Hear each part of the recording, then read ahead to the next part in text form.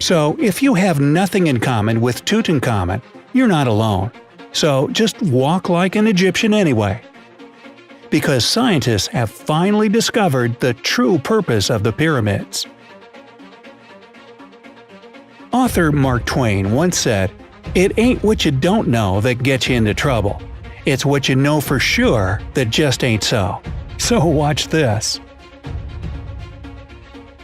The Great Pyramid of Giza is a magnificent tomb that was constructed to highlight the majesty of Egyptian pharaohs.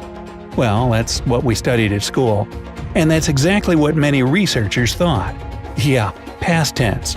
Brace yourself, folks, because it looks as if scientists have finally discovered the true purpose of the pyramids. It seems these mysterious and unique structures, built with incredible mathematical precision, might have had a function that was a far cry from burying the dead. Ooh, I want my mummy. Now, before we uncover one of the biggest secrets on our planet, please remember to subscribe to our channel and ring that notification bell. That way, you'll be the first to see all the daily updates on the bright side of life. The Great Pyramid of Giza is called Great for a reason. Probably because no one would show up to see the pretty good Pyramid of Giza, right? No, that's not it. This glorious construction was made with over 2 million stone blocks, each weighing from 3 to 30 tons. Actually, the most gigantic ones can be as heavy as 50 tons. The base of the Great Pyramid covers an area of 592,000 square feet, and each of its sides is about 218,000 square feet in size. The outer layer of the pyramid consists of 144,000 polished casing stones that are around 8 feet thick and weigh no less than 15 tons each. Experts guess that it probably took over 20 years to build this monumental structure, and that's only if 20,000 workers arrived at the building site every day. So, do you really think that all this time, effort, and manpower was spent just to create a tomb, however glorified it might be? Well, modern historians have a different idea. They now believe that the Pyramid of Giza was built to serve as a power plant. That's right. And it makes sense too. The Great Pyramid is vastly unlike any traditional tomb. There's no wall art, intricate coffins, flashy artifacts, or sealed doors. Not to mention, it's missing the most important thing that any tomb should have – a mummy. Or even a daddy. And if you let go of the stereotype that ancient civilizations were less developed than we are today, a question arises. Could the ancient Egyptians have had technologies as advanced as the modern ones? What if their knowledge was lost only to be rediscovered centuries later? What people know for sure is that thanks to Nikola Tesla and Thomas Edison, electricity turned into a widespread commodity at the end of the 19th century. But later, in 1934, an unexpected archaeological finding in Iraq proved that these, albeit great men, weren't the first to bring electricity to humankind. The discovery I'm talking about is known as the Baghdad Battery or Parthian Battery. Now, this thing didn't have anything in common with modern batteries. It consisted of 3 parts: a ceramic pot, a copper tube, and an iron rod. When liquid acid was poured into this device, the resulting reaction produced an electric charge. Oh, and according to researchers, this battery was used over 2,000 years ago. This finding could explain the mystery of the elaborate gold plating that covers many ancient artifacts. You see, such plating can only be created with the use of electric power. As for the Great Pyramid, it's full of inexplicable mysteries itself. First of all, hidden inside, there are numerous tunnels leading deep underground. These areas still remain unexplored, but is that missing mummy hanging out in there somewhere? Perhaps, but I doubt it.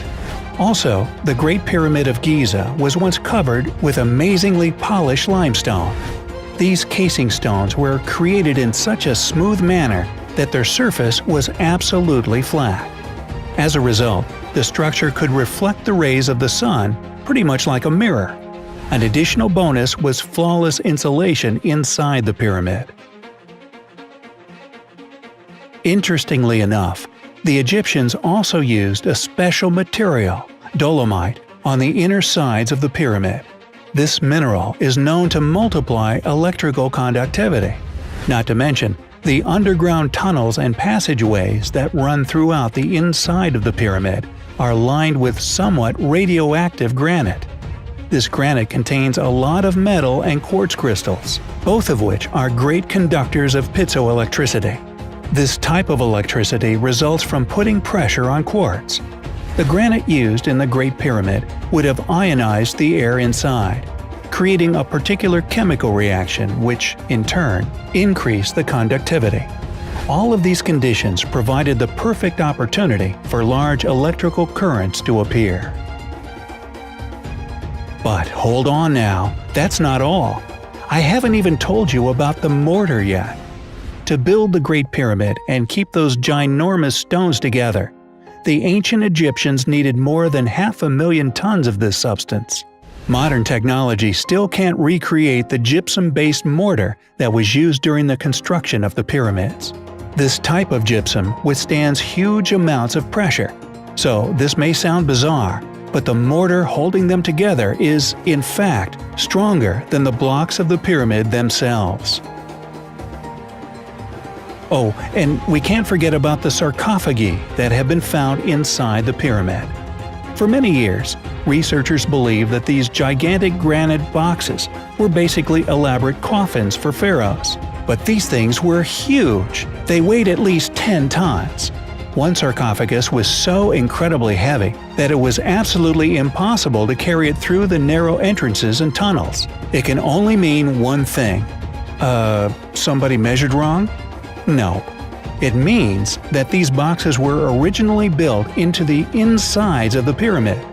The fact that their surface is absolutely flat, with variations within 10,000ths of an inch, only backs up that claim. Plus, these coffins were just way too big for human beings, even if they were great and powerful pharaohs. In 1993, an inaccessible secret room was uncovered beneath the Great Pyramid. This room, which seemed to be deliberately concealed, was dubbed the Queen's Chamber. In 2011, thanks to more developed technologies, it became possible to explore the room with the help of a remote camera. What do you think they caught a glimpse of? The mummy of a queen? The solidly sealed secret chamber contained copper wire. Yep, and carefully crafted at that. There was also something resembling instructions, accompanied by wiring diagrams drawn on the floor.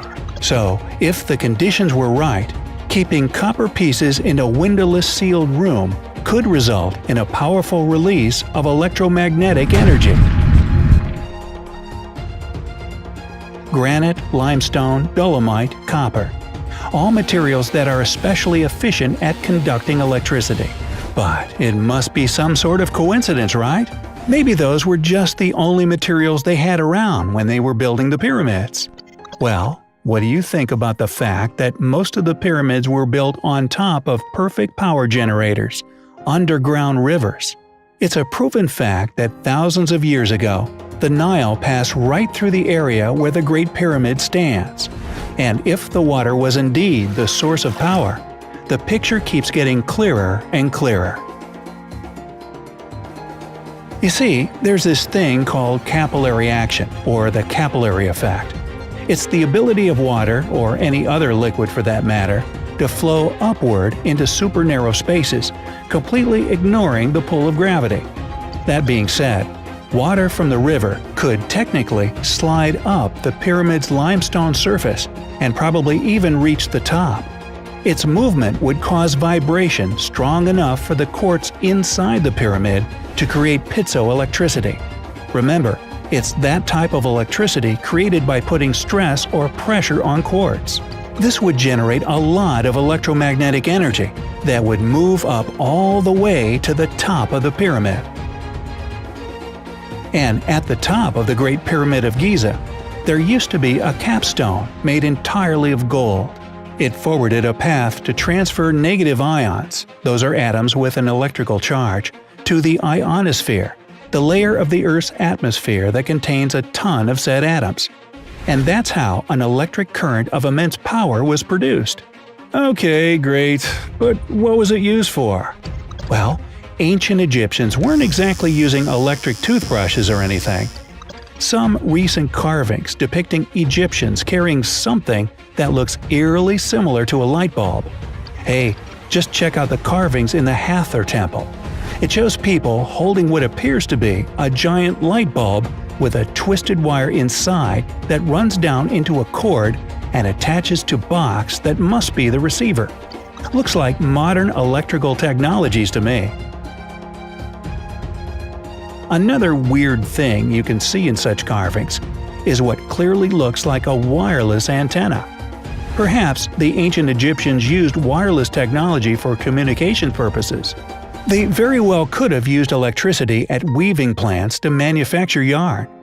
What scientists know for sure is that the electromagnetic measurements taken around the Great Pyramid are similar to those taken during a lightning storm. If you climb up to the top of the pyramid holding a bottle covered in a wet cloth, you'd see sparks coming from the bottle. Hey, stay up there too long, and you might even see sparks coming from you. Ouch! Of course, there are still so many questions to be answered, and that's why research continues. But the power plant theory perfectly explains some bizarre phenomenon that has been bothering historians and researchers for decades. It is just a theory though. So, what do you think? Do you believe that pyramids could be something absolutely different from what we took them for? Tell us your theories in the comments below. And if you love mysteries and secrets as much as we do, hit the like button and stay with us on the bright side of life.